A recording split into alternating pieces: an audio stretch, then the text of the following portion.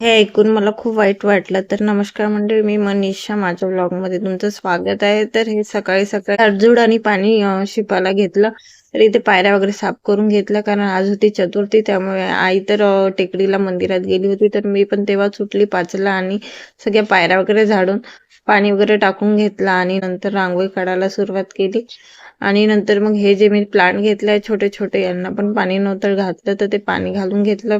आणि ह्या एका कुंडीमध्ये 3-4 छोटे छोटे प्लांट आहेत. हे सगळे कॉन्ट्रीब्यूट करायचे आहे मला. तर आता ते मी करेन नंतर. आणि ते नंतर मी रांगोळी काढून घेते. ऐकून मला वाईट वाटलं हे मी सांगते तुम्हाला. तर काल गेली होती मी घरी. तर घरी गेली, मी दिवाळीला काही गेली नाही.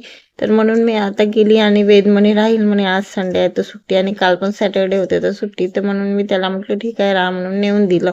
आणि दिवाळीत तर त्याला सुट्ट्या नव्हत्या, त्यामुळे मग मी काही गेली नव्हती. आणि त्याच्या पप्पाचं मला पण अकरमासे करायचं होतं, त्यामुळे त्याच्या हाताचे पिंडदान करायचं होतं, त्यामुळे मी काही त्याला पाठवलं नव्हतं. तर आता आहे त्यांचं 24 तारखेला वर्षाव श्राद्ध. तर या 24 तारखेला त्यांना 1 वर्ष पूर्ण होते जाऊ. तर त्या दिवशी शांती करायची म्हणून मी त्या दिवशी भजन करण्याचं ठरवलं आणि त्यांना पात्र वगैरे करण्याचं ठरवलं. हे सगळं त्यांच्या शांतीसाठी, की समोर जाऊन मुलांना त्रास नाही झाला पाहिजे. असं झालं की त्या दिवशीच त्याच्या दुसऱ्या दिवशी आहे लग्न, म्हणजे माझ्या मामसासऱ्याच्या पोरी. तर सगळे जाणार आहे लग्नाला, त्यामुळे घरी कोणीच नाही आणि ताला लावणार आहे. तर ते म्हणत होते की नाही करायचं तेव्हा, नंतर कधी करू. पण नंतर कधी नाही करता येईल, कारण ते वर्षाव श्राद्ध तर त्याच दिवशी करणं आवश्यक होतं, कारण त्यांच्या शांतीसाठी.